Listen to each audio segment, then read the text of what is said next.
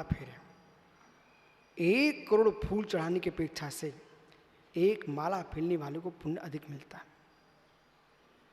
और 1 करोड़ माला फेरे और एक व्यक्ति ध्यान करे तो ध्यान करने वाले को पुण्य अधिक मिलता है। अब ध्यान रखना, आरती जो है वो द्वैत भक्ति है, सरल है विषय। स्वाध्याय अंतरंग तप है, कठिन है।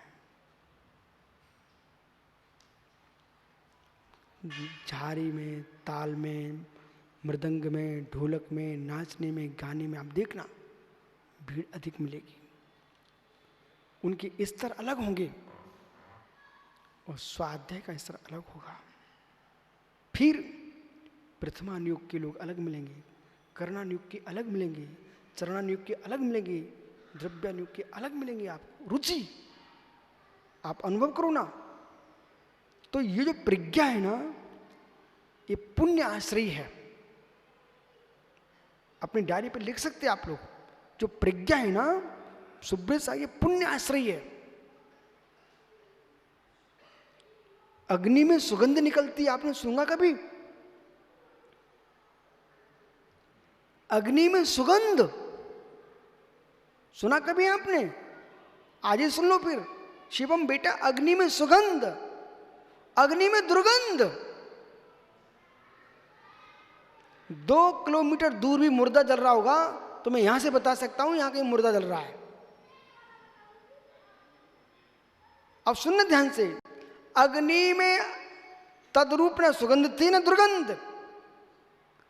चंदन की लकड़ी जल रही थी सो अग्नि से आ रही थी सुगंध, और मुर्दा जल रहे थे सो आ रही थी दुर्गंध।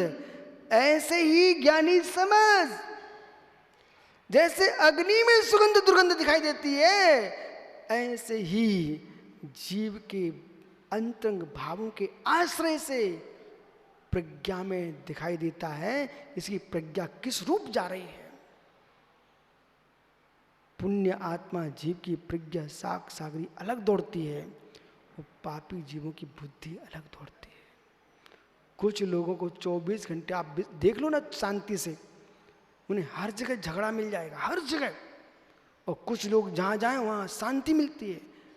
नीलेश मित्र, आपने मुझे इंदौर में 2 चातुर्मास करा लिए।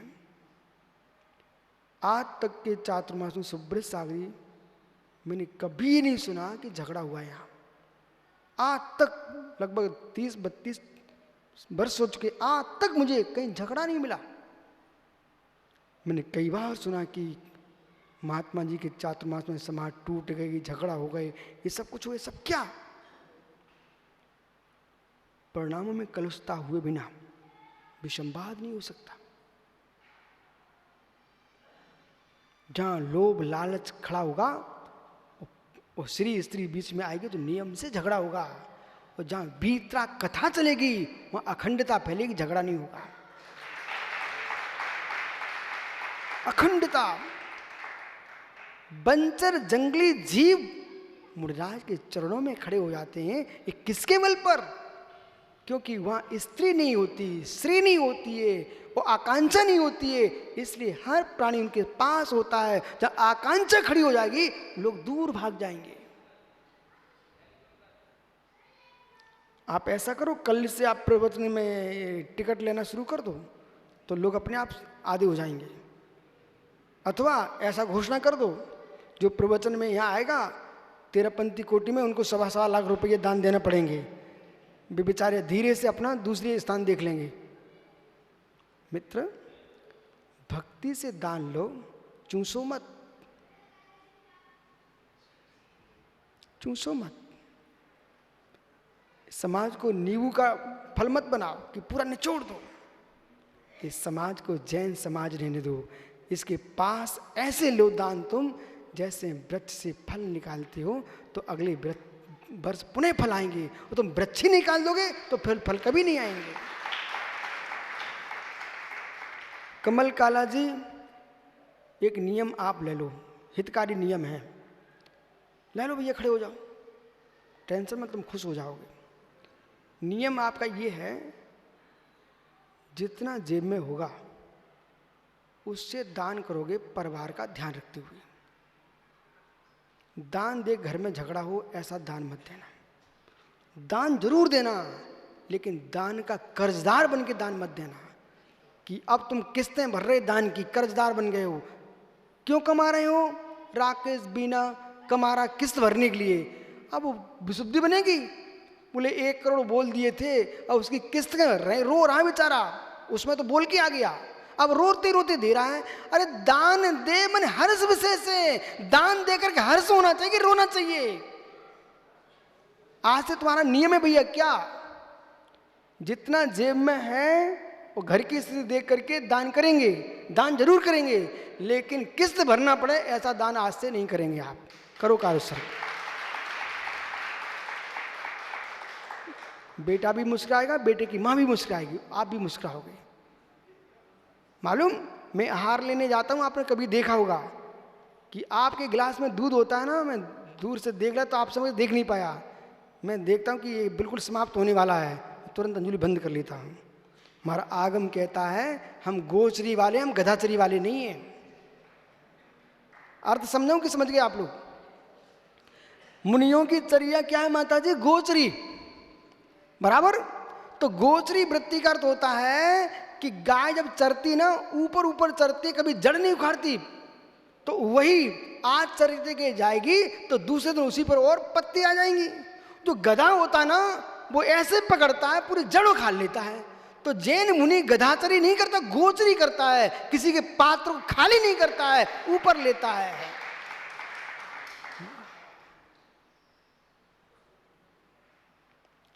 लाज जाओ, धरत जाओ, मरत जाओ, ये कौन सा दान है? समझ में आ गया? ये काला जी ने अच्छा नियम लिया, नीलेश का बुरा नियम लिया। नीलेश, एक काला जी ने नियम लिया है, मैं दान तो जरूर दूंगा, लेकिन जिसमें किस्तें भरी जाए वो वाला दान नहीं देंगे, जितना हमारी शक्ति होगी उतना खुशी होकर दान देंगे। नियम अच्छा लिया कि बुरा लिया? तो फिर आप भी ले लो,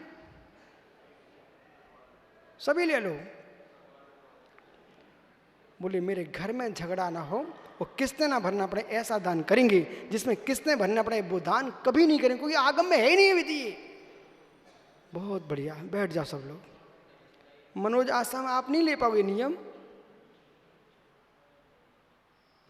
कठिन तो नहीं है, मैं दान की मना नहीं कर रहा हूं, पर घर में क्लेश नहीं होना चाहिए, मन में क्लेश नहीं होना चाहिए।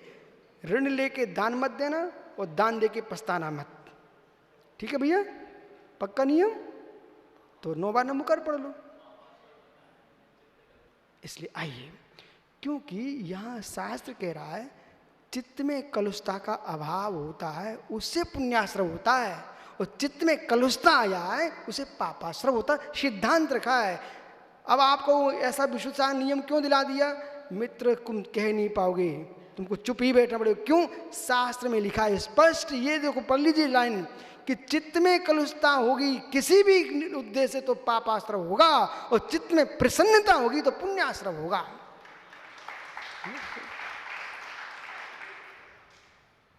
चलिए आप प्रमाद बहुला, वो जिसमें प्रमाद बहुला,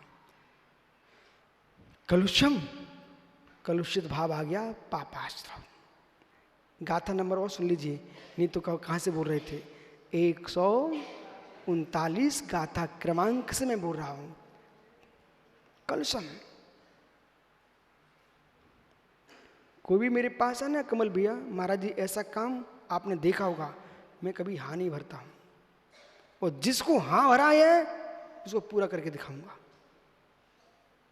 क्यों? मैं अपने मस्तिष्क पर वजन रखना पसंद नहीं करता हूं, मां जिरमानी रखना पसंद करता हूं।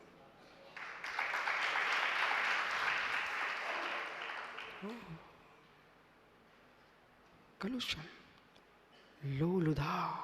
ओहो भैया, भोजन तो सभी करते हो, कैलाश पाटनी भोजन तो करते ही हो, मित्र शांति से कर लो। सामने का खा नहीं पा रहे हैं, वो उठा लाओ, वो भी उठा लाओ। अहो बकरी, अहो गाय बैल भैंस, अपने सामने की तो घास नहीं खा रही है और दूसरे को छीन रही है। कभी ऐसा नहीं करना ब्रह्मचारी हो, कि अपनी थाली का तो भर नहीं पाया, अंदर गया नहीं है, और दूसरी थाली को देख रहा है। लोलुपता, पापाश्रव। सौरभ बादाम पचा नहीं पा रहा है, काजू की एक प्लेट और मंगा रहा है। लोलुदम, लोलुपता, इंद्रिय विषयों में लोलुपता, पापाश्रव। अब एक विषय का निर्णय कर लो, गुरुजी हमने चोरी की नहीं है, झूठ बोला नहीं है, व्यभिचार किया नहीं है, परिग्रह जोड़ा नहीं है, हम दरिद्री और पापी और मेरे सब उल्टा उल्टा क्यों हो रहा है? बेटा कहूं भैया, अभी मैं नाग सिवनी गया मध्य प्रदेश में, वहां से भी महाराष्ट्र मिल गया मुझे। बालाघाट गया, वहां से भी महाराष्ट्र मिल गया। मालूम, इधर इंदौर से प्रवेश किया तो वहां से भी महाराष्ट्र मिल गया। अब आप इधर आइए, कहां कहां से पाकिस्तान लग जाता है। अनेक प्रांतों में जाने के अनेक से स्थान है। ऐसे ही सुनते जाना सोनू, ऐसे ही जैसे 12 सिवनी से गए वहां से भी महाराष्ट्र मिल गया। वो जब इधर से आते हैं, मुरैना गया तो राजस्थान मिल गया, शिवपुर गया तो राजस्थान मिल गया, मालूम, मथुरा से गया तो राजस्थान मिल गया, इधर इंदौर से गया तो थोड़ी दूर वहां से राजस्थान मिल गया। ओहो मित्र, कहां कहां से बॉर्डर लग जाते हैं, तुमको सब जगह ध्यान रखना पड़ेगा। कौन से स्थान से कौन सा शत्रु, कौन सा आतंकी घुस रहा है, ये पता रखते कि नहीं रखते हो? कि समुद्र के मार्ग से आ रहा है, कि आकाश मार्ग से आ रहा है, कि जमीन खोद के आ रहा है, कहां से घुस रहा है आतंकी? ऐसे ही आपको मालूम होना चाहिए कि हिंसा से घुस रहा है, कि चोरी से घुस रहा है, कि मित्र मिथुन से घुस रहा है, कि परिग्रह से घुस रहा है, कि व्यभिचार से घुस रहा है, कि रसना इंद्रिय की लोलुपता के द्वार से घुस रहा है। पाप कुछ नहीं किए पर 24 घंटे खाओ खाओ खाओ, पाप घुस गया। अब समझो दरिद्रता क्यों बढ़ रही घर में। 24 घंटे खाओ खाओ खाओ खाओ, भोग भोजन, भोग और भोजन, भोग और भोजन, कहां से पुण्य बढ़ेगा? ना अष्टमी देखो, ना चतुर्दशी देखो, ना दीपावली देखो, ना पर्यूषण देखो, भोग भोजन भोग भोजन, पुण्य बढ़ेगा तुम्हारे पास? पाप ही बढ़ेगा। सुन लो, ये लिखा लोलुपता। बोले हम तो मंदिर में बहुत रहते थे। अरे मंदिर में तो रहते थे, और पूजा करके गए और 4 थाली तो खाई तुमने रबड़ी की, और 5 थाली खाई बादाम के हलवा की। अब कह रहे कछु नहीं खाओ हमने, और दे दो। ओहो लोलुपता। यशोधर सागर जी, कछु नहीं, 5 कटोरी बादाम का दुआ, और 5 कटोरी जो है खीर, और 5 कटोरी रबड़ी, और 10 रोटियां, और बाकी कछु नहीं खाओ हमने। अब का बेटा तो पूरा घर का घर खा के आएगा क्या? मतलब ऐसी लोलुपता जिसके मस्तिष्क में हो। अब अंकुश कह रहा पुण्य बढ़ जाए गुरुजी, अब कहां से पुण्य बढ़ जाए? लोलुपता, विशेषु। देखो भाई कमल भी, आपने चातुर्मास करवाया तो सुनना तो पड़ेगा मेरे मित्र, सुनना पड़ेगा। ऐसा नहीं, इसे सुन लोगे तो भविष्य में तुम्हारे चातुर्मास हो जाएंगे।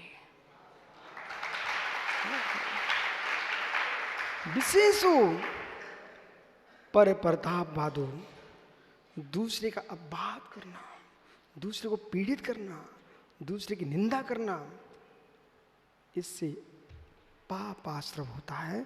समय अधिक हो गया है, इसकी दोनों टीकाएं जयसेन स्वामी, अमृतचंद स्वामी के अपन कल विचार करेंगे, और इस गाथा पर विशेष व्याख्या अपन कल करेंगे, क्योंकि बहुत सारे सत्यवादी पाप आश्रव कर लेते हैं।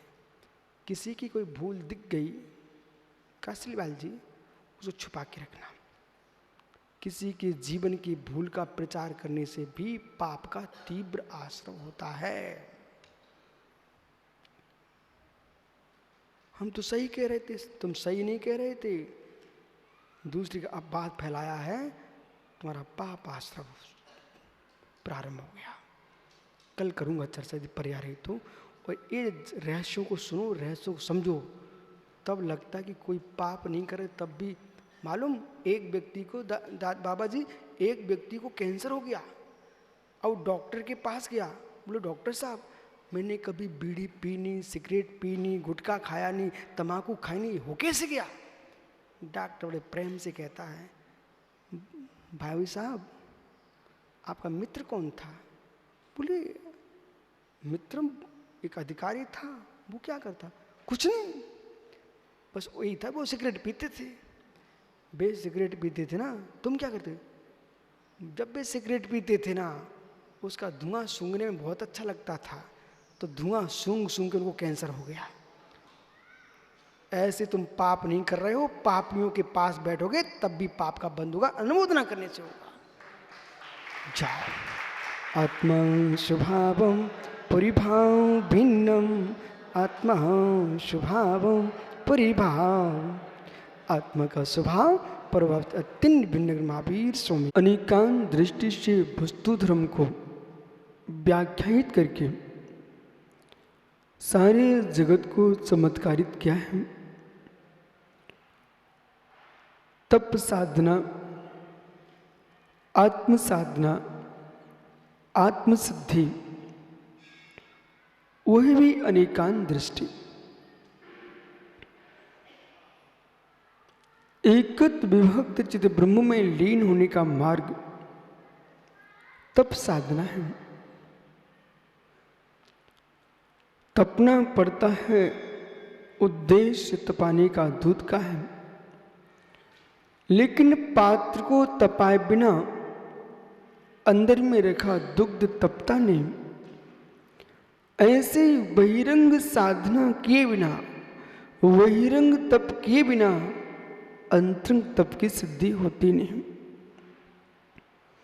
जिसको अंतरंग तप की सिद्धि चाहिए है, उसे बहिरंग तप भी करना होगा। जो बाहर दिखते हैं इसलिए उनको बहिरंग कहा है। अंतरंग तप बाहर नहीं दिखते हैं इसलिए अंतरंग तप का है। पर दोनों ही तप मोक्ष मार्ग में प्रयोजनभूत हैं। ऐसा नहीं है कि ये तप मात्र जड़ की क्रिया है, तप मात्र क्रिया कांड है मित्र। तप मात्र क्रिया नहीं है, बहिरंग तप भी सम्यक दृष्टि जीव के अंतरंग विशुद्धि के बहिरंग में साधन दिखाई देते हैं।